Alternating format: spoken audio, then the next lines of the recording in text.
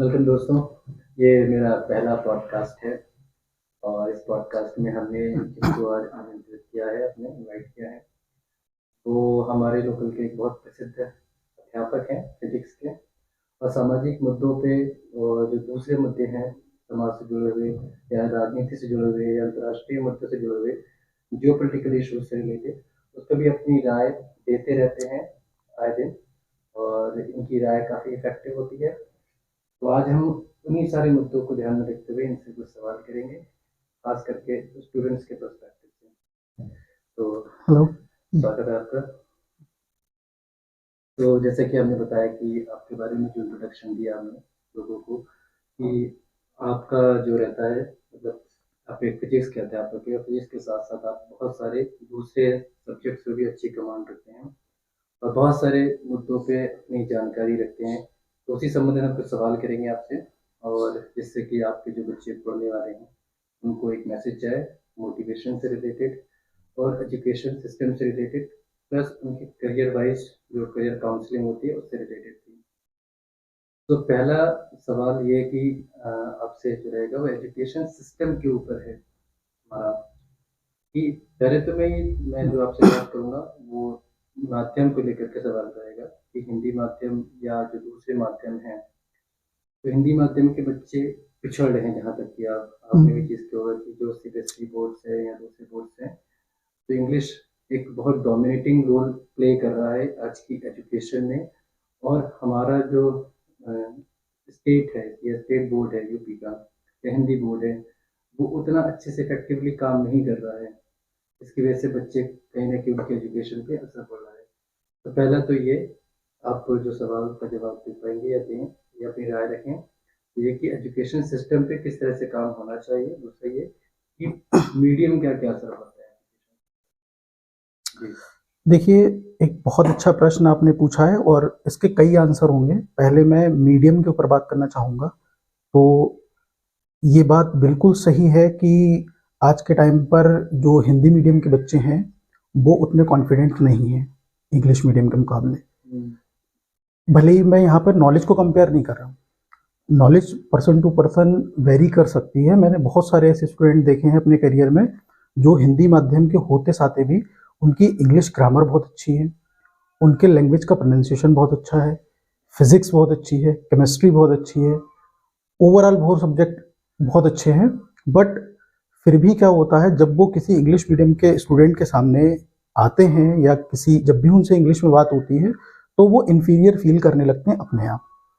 ये समस्या बहुत बड़ी है और इससे क्या होता है, वो बच्चे जो वाकई टैलेंटेड हैं वो बोल ही नहीं पाते हैं। सोशल परसेप्शन है। सोशल परसेप्शन है भाई, सीधी सी बात है। आज के टाइम पर इंग्लिश का जो है वो सुपीरियरिटी बनी हुई है, सुप्रीमेसी बनी हुई है। लोग ऐसा समझते हैं कि इंग्लिश बोलने वाले ज़्यादा सुपीरियर हैं, हिंदी बोलने वाले थोड़ा डिप्रेस फील कर रहे हैं अपने आप को, अपनी फीलिंग को ही एक्सप्रेस नहीं कर पाते हैं। जहाँ पर जैसे ही कहीं पर उनसे इंग्लिश में बोलने की बात की जाती है, वहीं पर वो पीछे रहते हैं। और ये एक फोर्स्ड मनोविज्ञान है, ये एक नेचुरल मनोविज्ञान है। इसके पीछे कारण ये है कि इंग्लिश मीडियम, क्योंकि जो बच्चा इंग्लिश मीडियम में पढ़ा है उसने स्कूल ज्वाइन करा है।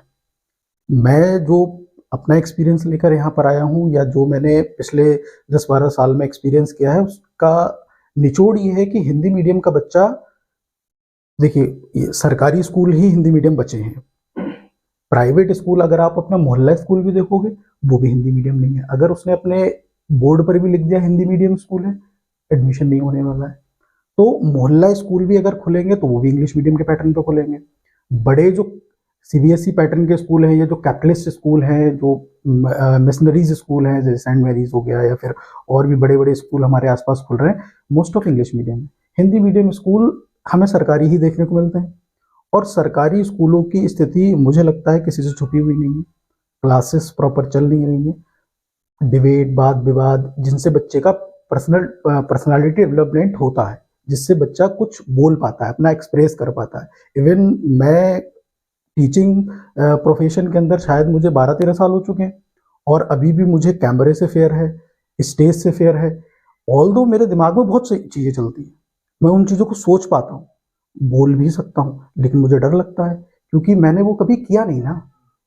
अब जो चीज़ कभी की नहीं, हमारे स्कूल ने कभी इस चीज़ को करे इनकरेज ही नहीं किया, कभी हमें मौका ही नहीं दिया स्टेज पे आने का, या फिर ये कहें कि हम उस स्टेज को कभी हम शेयर कर ही नहीं पाए किसी भी पर्सपेक्टिव से। अब इंग्लिश मीडियम का बच्चा क्या होता है, वो चूंकि स्कूल को जाएगा, ज्वाइन करेगा, उसकी अटेंडेंस होगी, डिसिप्लिन में रहेगा, तो समय समय पे कुछ एक्स्ट्रा कोकुलर एक्टिविटीज़ के उसके प्रोग्राम्स होते रहते हैं, उन प्रोग्राम्स में उन्हें पार्टिसिपेट करना होता है, सुनते हैं, समझते हैं, तो मुझे ऐसा लगता है वो ज़्यादा वोकल होते हैं।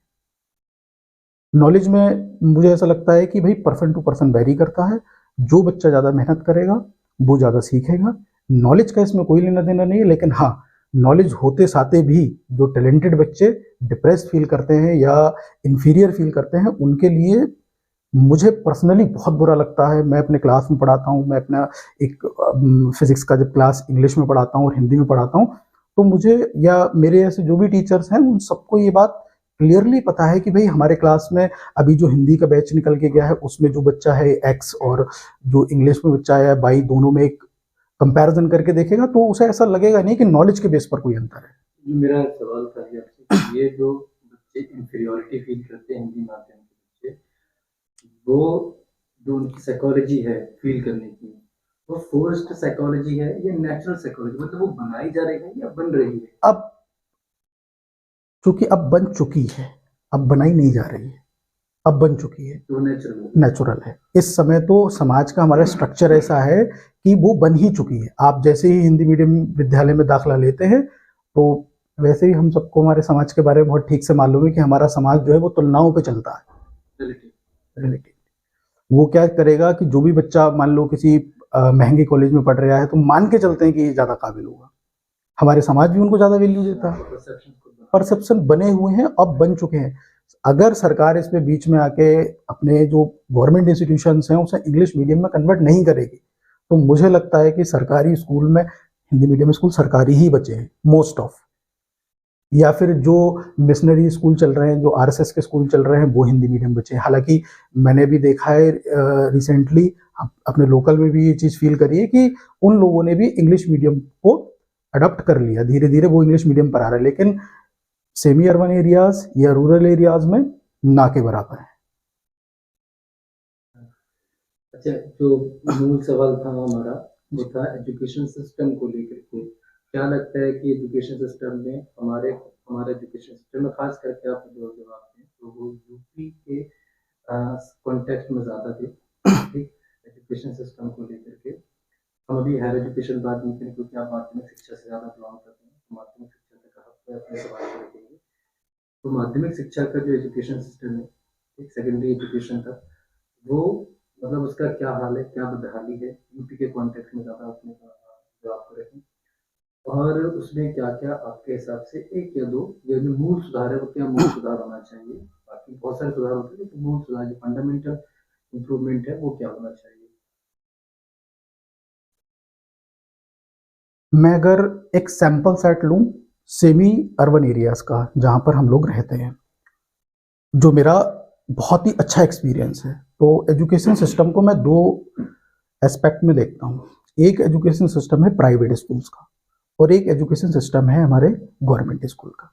तो मुझे लगता है गवर्नमेंट स्कूल का कोई एजुकेशन सिस्टम है ही नहीं, क्योंकि सबको पता है भाई फाउंडेशन, बहुत पुरानी सेइंग है हिंदी में इंग्लिश में सभी में है कि नींव जितनी मजबूत होगी उतनी मजबूत इमारत बनेगी।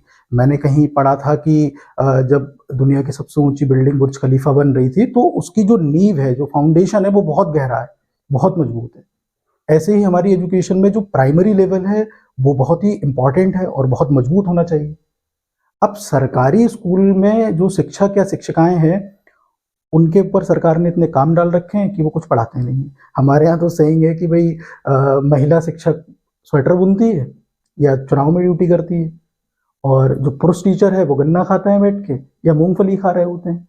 ये मजाक में बोलते हैं, हालांकि मैं सबके लिए ये बात नहीं बोल रहा, लेकिन लोग बोलते हैं। ये बात मैंने भी सुनी है और आप लोगों ने भी कभी ना कभी सुनी होगी, आपने भी सुनी होगी।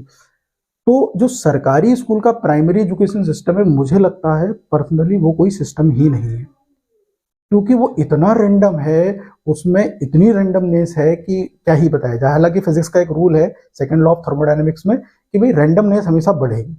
तो मुझे लगता है कि वो इतनी बढ़ चुकी है कि सिस्टम ही खत्म हो चुका है। आप अपने आसपास किसी सरकारी विद्यालय को एक बार विजिट कर लीजिए, आप वहां देख लीजिए कि एजुकेशन सिस्टम कितना अच्छा है।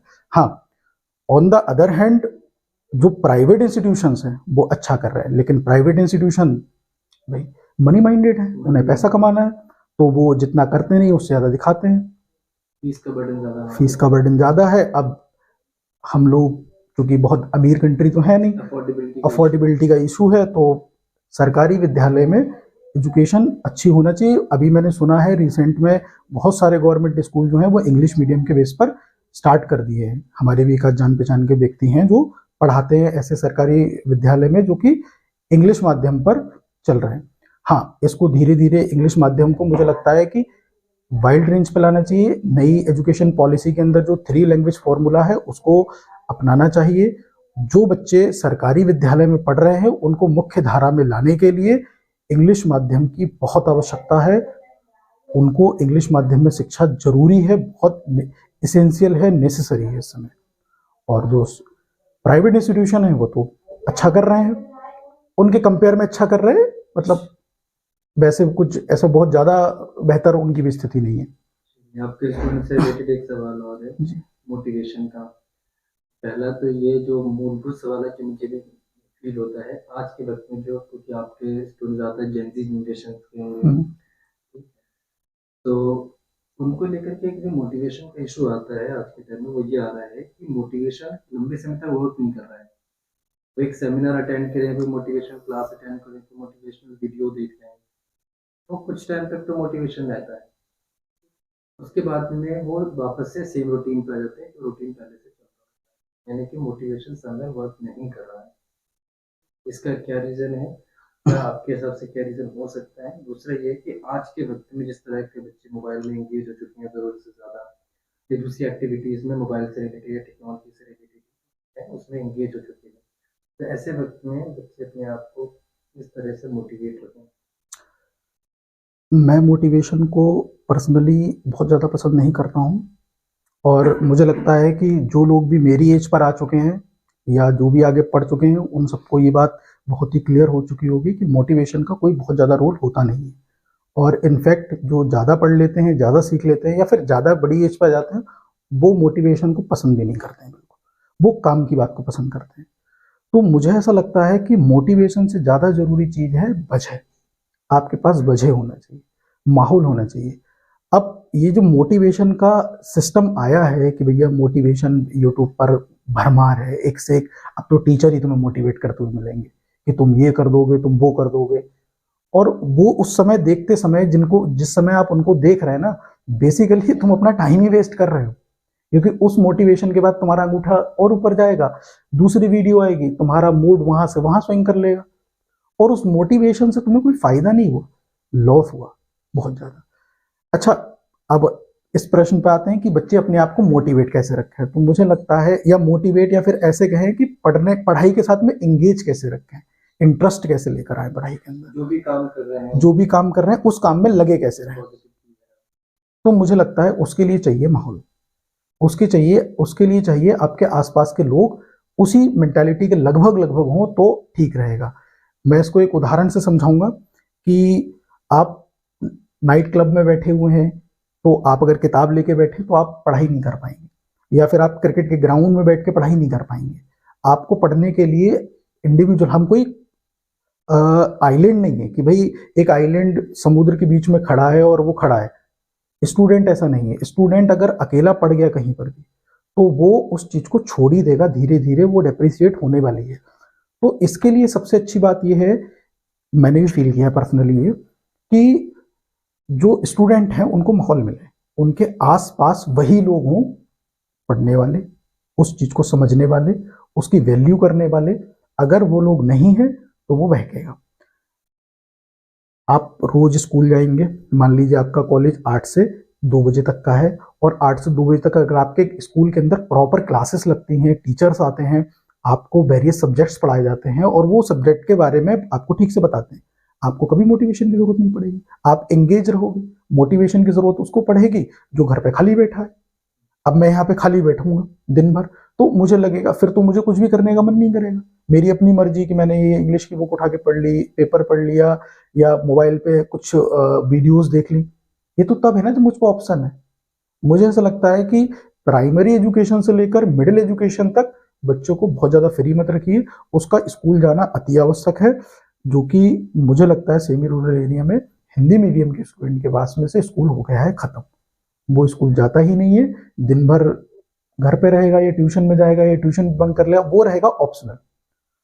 और इन सब में सबसे जो वर्स्ट कंडीशन प्रोड्यूस कर दी है या सबसे बुरा जिसने किया है समाज के लिए, वो है ऑनलाइन एजुकेशन। ऑनलाइन एजुकेशन ने क्या किया है, बच्चे के हाथ में टीचर दे दिया, डिसिप्लिन खत्म कर दिया। अब बच्चा मोबाइल में अगर पढ़ेगा तो थोड़ी देर के बाद उसका मन कुछ भी हो सकता है, अभी मन तो चंचल है, यहाँ से वहां तो 1 मिनट में पहुंच जाएगा, कुछ भी हो जाएगा, किसी का फोन आ जाएगा, कोई काम याद आ जाएगा, भूख लग जाएगी।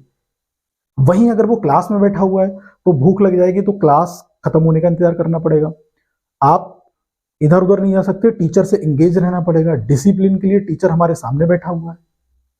तो मुझे लगता है मोटिवेशन से ज्यादा जरूरी चीज है। और उन बच्चों के लिए खासकर मैं ये कहना चाहूंगा और पेरेंट्स को भी ये कहना चाहूंगा कि बच्चों को मोटिवेट मत कीजिए, बच्चों को ऑनलाइन एजुकेशन मत दिलाइए, बच्चों को क्लासरूम दिलाइए।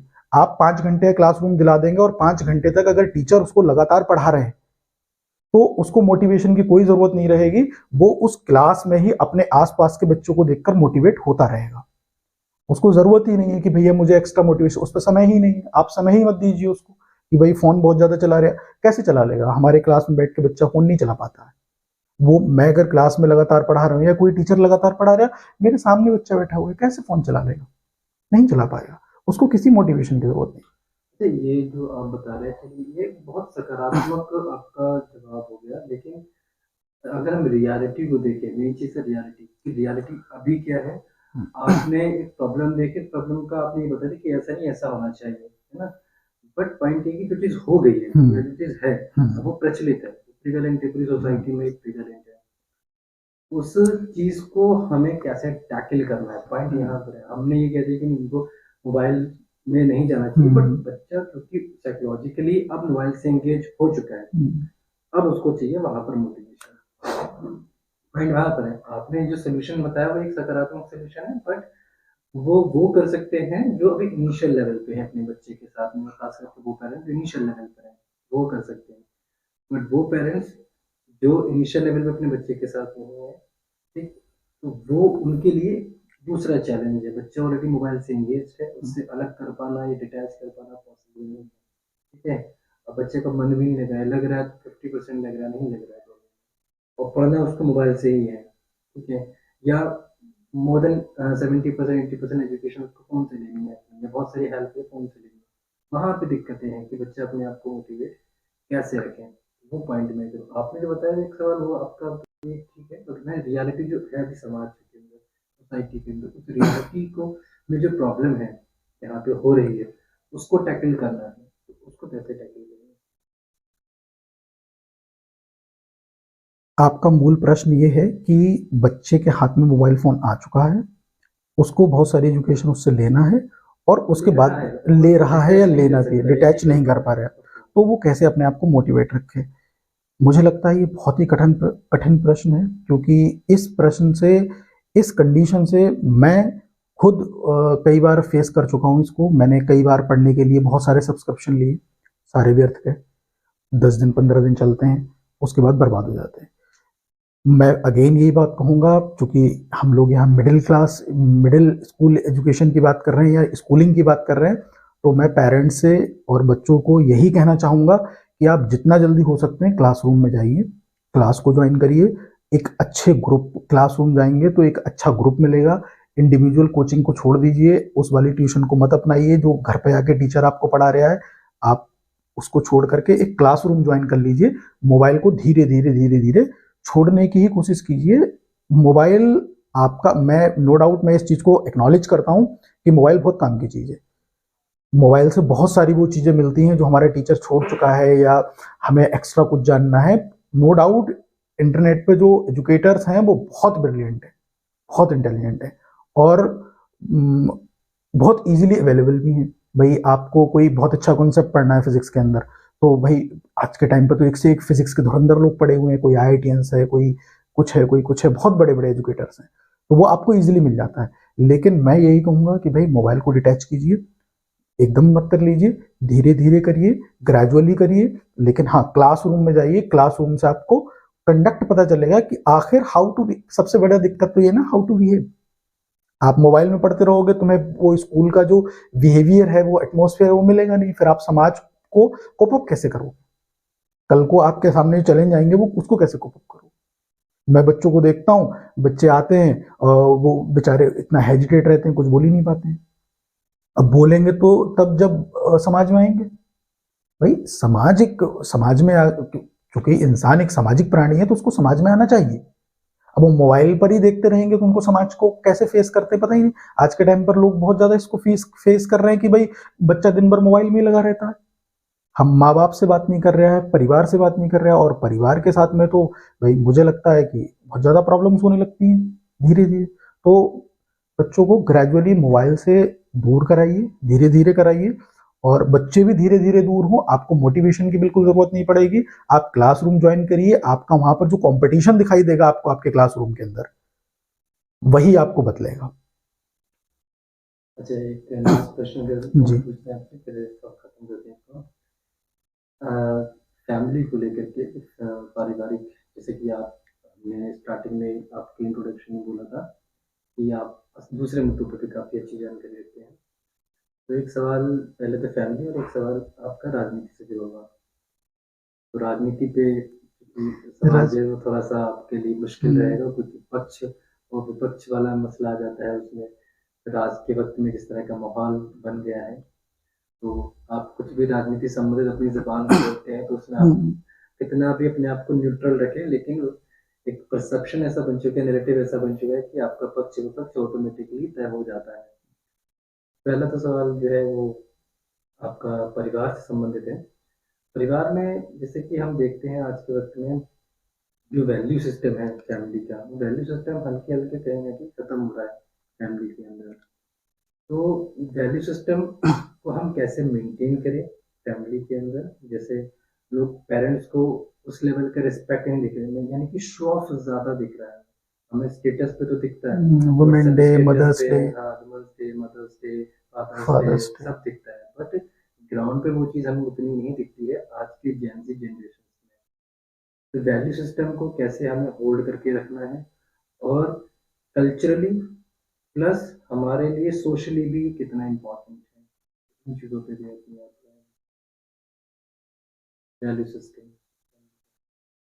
प्रश्न बहुत ही आवश्यक है, और आज की जनरेशन को लेकर के मैंने बहुत फील किया है, मैं देखता हूँ लोगों को। मैं एक बात कहूँगा तो बड़ा अच्छी नहीं है, लेकिन फिर भी मैं कहता हूँ कि बच्चे आज के टाइम पर मोबाइल फ़ोन आने की वजह से, या जनरेशन में जो गैप हो गया है उसकी वजह से, माँ बाप के प्रति बहुत ज़्यादा लॉयल नहीं रहे। वो जब भी उनको मौका मिलता है, वो कहीं ना कहीं से किसी ना किसी रूप में चीट कर लेते हैं, जैसे क्लास बंक करना हो, या और भी बहुत सारी चीज़ें हैं। मुझे पर्सनली ऐसा लगता है कि भाई परिवार सबसे इंपॉर्टेंट चीज़ है। आपको आपके परिवार के प्रति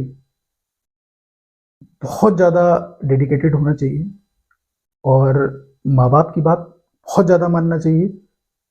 भले ही माँ बाप की सोच आपसे बहुत पीछे की हो या फिर बहुत अलग हो, लेकिन उनकी बात को सिरे से नकारना नहीं चाहिए। अगर उन्होंने किसी बात पर कोई बात रखी है तो उसको काटने की कोशिश ज़्यादा ना करें। हाँ, अपने लॉजिक से, अपने तर्क से, अपनी समझदारी से उस चीज़ को करेक्ट कर ले, लेकिन उन लोगों को फील ना कराएं कि भाई आप पिछड़े ज़माने के हो, हम नए ज़माने के हैं। हालांकि ज़माना कोई भी हो, उनकी समझदारी हमसे बहुत आगे है। वो लोग जो बात कहते हैं वो बहुत एक्सपीरियंस्ड होती है। मैं हमेशा एक बात सोचता हूँ कि मेरे फादर हैं, बहुत ज़्यादा पढ़े लिखे नहीं हैं, मेरी मदर भी बहुत ज़्यादा पढ़ी लिखी नहीं है। इनफैक्ट शायद ही हार्डली वो कभी प्राइमरी से ऊपर पढ़े हों। हम बहन भाइयों को उन्होंने बहुत ज़्यादा पढ़ाया है। वो हर एक मुद्दे पर राय देते हैं, चूंकि मुझसे रिलेटेड मुद्दे होते हैं तो वो मेरी पोस्ट ग्रेजुएशन पे भी मुझे राय देंगे, मेरी हर एक चीज़ पे, मेरे करियर ऑप्शंस पे भी मुझे राय देंगे। अभी मैं अपने पापा से जाके कुछ भी कहूँगा तो वो मुझे उस पर राय देंगे। तो मैं कभी ये नहीं सोचता हूँ कि ये उस बारे में जानते ही क्या है जो मैं करना चाहता हूँ। हाँ, जब मैं उनसे जाके कहूँगा कि मैं इस लाइन में जाना चाहता हूँ, तो वो अपनी राय ज़रूर देंगे और उनको देना चाहिए, उनका हक है। भई उनके बच्चे हैं, उन्होंने हमें पाला है, इतना बड़ा किया है, हमारे अच्छे-बुरे में वो साथ हैं। इनफैक्ट मैं ये कहूँ कि वो हमेशा ही साथ हैं, तो ज़्यादा बेहतर रहेगा। तो वो अपनी राय देंगे। उस राय को इस बात से नेगलेक्ट कर देना कि भई इनको कुछ पता नहीं है, जिस बारे में बात हो रही है, उस बारे में जानकारी नहीं रखते हैं, ये बिल्कुल गलत है। मैं एक बात ये ज़रूर कहूँगा कि भले ही आपकी नॉलेज बहुत ज़्यादा हो, भले ही आपकी एजुकेशन बहुत ज़्यादा हो, लेकिन इस इस उम्र के अंदर, इस जनरेशन के अंदर, इस दुनिया के अंदर, वो जो उनका एक्सपीरियंस है और आपका एक्सपीरियंस है, वो चाह के भी खत्म नहीं हो सकता। दुनिया की कोई ताकत खत्म नहीं कर सकती। तो उस एक्सपीरियंस को जरूर वैल्यू करें और अपना जो करियर है या जो भी लाइफ के बड़े डिसीजन है, उनकी सलाह से ही लें। अगर आपको उनकी सलाह में कुछ कमी लगती है, कुछ अच्छा लगता है, अपने शिक्षक से पूछिए, तो उसको करेक्ट कीजिए, बैलेंस कीजिए, उनको नेग्लेक्ट मत कीजिए। और माँ बाप को वैल्यू, बहन भाइयों को वैल्यू मुझे लगता है सबसे ज्यादा देना चाहिए।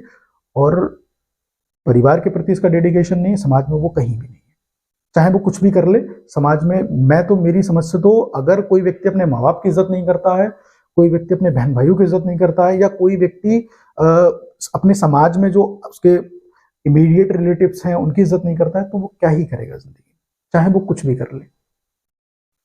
एक चीज मैं और अपने पास से जोड़ूंगा, आपने नहीं पूछी फिर भी। हमारा समाज चूंकि बहुत ज्यादा सुप्रीमेसी, इंफीरियरिटी, सुपीरियरिटी पे चलता है, तो कई बार मैं ऐसा देखता हूँ कि परिवार में अपने भाइयों को नीचा दिखाने के लिए भी कुछ लोग कृत्य करते हैं। जैसे चाचा ताऊ भी अपने एक दूसरे में कंपटीशन रहता है, भाइयों भाइयों में एक दूसरे में कंपटीशन रहता है। तो ये चीज ना करें, कंपटीशन की भावना ना रखें, परिवार में सहयोग की भावना रखें तो ज्यादा बेहतर है। ये अच्छी बात कही आपने। और मेरा इस पे ये मानना है कि अगर आप अपने माँ बाप की राय से, ठीक है, आपके आपके जो बड़े हैं उनकी राय से इत्तेफाक नहीं रखते हैं, तो ऐसी बात है जिससे आप इत्तेफाक नहीं रखते हैं, आपको लगता है कि वो जो बोल रहे हैं वो गलत बोल रहे हैं। हो सकता है कि एक जनरेशन गैप होने की हाँ वजह हाँ से बिल्कुल। वो इशू हो रहा हो कि वो उनकी जो राय है वो उनकी जनरेशन से आ रही हो, आपकी जो राय है वो आपकी जनरेशन से आती है। तो जब आप उनकी बात को जो है काट करें, या उनकी बात को जब आप इनकार करें, या उनको नहीं मानना हो, आप उनकी बात को डिनायल मोड में जाए, बहुत वहाँ पे जो चीज़ काम करती है मुझे लगता है वो आपकी एथिकल वैल्यूज जो होती हैं, जो मॉरल वैल्यूज, एथिकल वैल्यूज होती हैं, आपकी तरबियत जो होती है वो बहुत मायने रखती है कि आप एक अदब के दायरे में रह करके, जो रिस्पेक्ट वाला जो दायरा होता है उस दायरे में रह करके समझाएं, उनकी बात को किस तरह से उनकी बात में उनको समझाना है, करेक्ट करना है या समझाना है, या फिर उसको नहीं मानना है। हाँ, या उसको नहीं मानना, ऐसे कहें कि उनको बुरा ना लगे, हाँ, कि वो ऑफेंड ना हो, और उनको लगे कि उनकी बात को सुना जाए और समझा गया। तो ये बहुत जरूरी है। इसमें मुझे लगता है कि तरबियत और मॉरल वैल्यूज बहुत जरूरी है, जो कि हमें सबको सीखनी चाहिए। बिल्कुल सीखना चाहिए। अच्छा, कुछ रैपिड क्वेश्चन करते हैं जिसमें आप हर क्वेश्चन का आंसर नहीं देंगे, पहले ही बता रहे हैं। तो रैपिड क्वेश्चन में आप कह सकते हैं कि वो चीज रैपिड क्वेश्चन में नेक्स्ट बोल सकते हैं, हो सकता है कि आप नेक्स्ट बोल सकते हैं, बट या लिमिटेड वर्ड्स में एक या दो शब्द में आंसर करने की कोशिश कीजिएगा। एक सेंटेंस ही फ्रेम कर सकते हैं, बट एक ही सेंटेंस हो, एक से ज्यादा सेंटेंसेस ना हो आपके। तो रैपिड में पहला तो ये है कि मोटिवेशन क्या है आपने क्या पढ़ा दे चुके हैं पहले मोटिवेशन को? Motivation waste of time, waste of time आपकी इंडिविजुअल राय है, इंडिविजुअल है, ठीक, क्योंकि मोटिवेशन सारी राय इंडिविजुअली है। क्योंकि अच्छा, वो जैसे ट्विटर पे लिखा होता है ना, हाँ, सारी राय are not part of endorsement है, वैसे ये डिस्क्लेमर दे दिया आपने। जिंदगी क्या है? बहुत ही कठिन प्रश्न है। जिंदगी मुझे खुद समझ में आएगी तब बताऊंगा। नेक्स्ट। दोस्ती,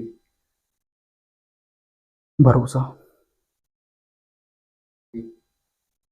मेरे भी सवाल एक्चुअली मैंने प्रिपेयर नहीं किए हैं, तो इसी वजह से मुझे भी सोचना पड़ रहा है थोड़ा सा।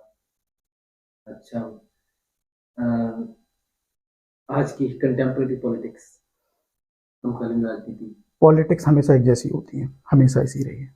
हमेशा से हमेशा से ऐसी रही का मतलब है कि समाज जिस डायरेक्शन में चल रहा होता है उस जमाने में उसी टाइप की पॉलिटिक्स रहती है। इस जमाने के जो मुद्दे हैं वो इस जमाने के हैं, पिछले जमाने जो पॉलिटिक्स थे उस जमाने के मुद्दे थे। मतलब पॉलिटिक्स भी अपने आप में कंटेम्प्रेरी है, कंटेम्प्रेरी ही है, वो जो चीज़ जरूरी होती है वही होता है, जिससे फायदा होना है वही करना है, तो फायदे से बस फायदे से ही मतलब है भाई। पॉलिटिक्स का सीधा मतलब है फायदे से। फायदे से मुराद यहाँ पे आपका क्या, फायदे से मुराद सामाजिक फायदा या राजनीतिक फायदा? राजनीतिक फायदा, सामाजिक फायदे, राजनेता को समाज से कोई लेना देना नहीं है, पहली चीज। उसको सिर्फ इंडिविजुअल जो बेनिफिट है उससे ही फायदा है। उसको इलेक्शन किसी भी कीमत पे जीतना है, सीधी सी बात है। वो वाली एक स्कीम लेके चलते हैं, everything is fair in love and war. तो वो कुछ भी करके, अभी आप देखोगे नेता इतने बड़े बड़े वादे कर देंगे जिसको वो कभी पूरा भी नहीं कर सकते, लेकिन वो करेंगे, उनको इलेक्शन जीतना है। That means everything is fair in politics. Fair and politics. अच्छा, स्टूडेंट्स की अप्रोच क्या होना चाहिए स्टडी को लेकर के, अपने इंटरेस्ट को लेकर के और अपनी स्किल्स को लेकर के, क्या अप्रोच होना चाहिए? एक सेंटेंस में बोलेंगे कि स्कूल जाइए, क्लासरूम, चाहे वो स्कूल का ज्वाइन कीजिए, कोचिंग का ज्वाइन करिए, कहीं भी ज्वाइन करिए, क्लासरूम ज्वाइन कीजिए, वेरियस आइडियाज़ को पकड़िए। आप ऐसा ना हो कि भेड़ चाल में सम्मिलित हो जाएं, जो कि हो रहे हैं। बीटेक बीटेक, अब बी फार्मा बी फार्मा, केवल दो ही चीज़ दिखती हैं हमारे यहाँ तो, या तो बायोलॉजी लेंगे या मैथ लेंगे। अब मेजोरिटी बायोलॉजी दे रही है, अपने आप नहीं ले रहे हैं, इसको कहते हैं पीर प्रेशर। तो भाई अपना विवेक यूज करें और वेरियस जो आइडियाज हैं या करियर अपॉर्चुनिटीज हैं उनको भी एक बार देख लें, टैली कर लें। ऐसा ना हो कि किसी के कहने पे हमने कर लिया। मैं अक्सर क्लास में कहता हूँ बबलू भैया ने कहा था तो कर लिया, ये ना करें। मेरे साथ भी ऐसा हुआ है और बहुत लोग मैं उनको जानता हूँ पर्सनली जिनके साथ ऐसा होता है।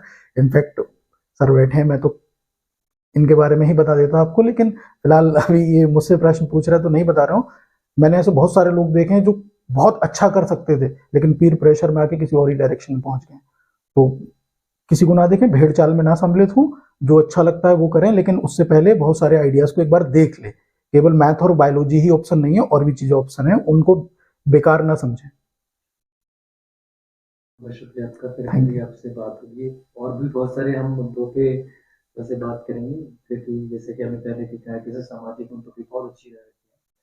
तो हम फिर कभी किसी और पॉडकास्ट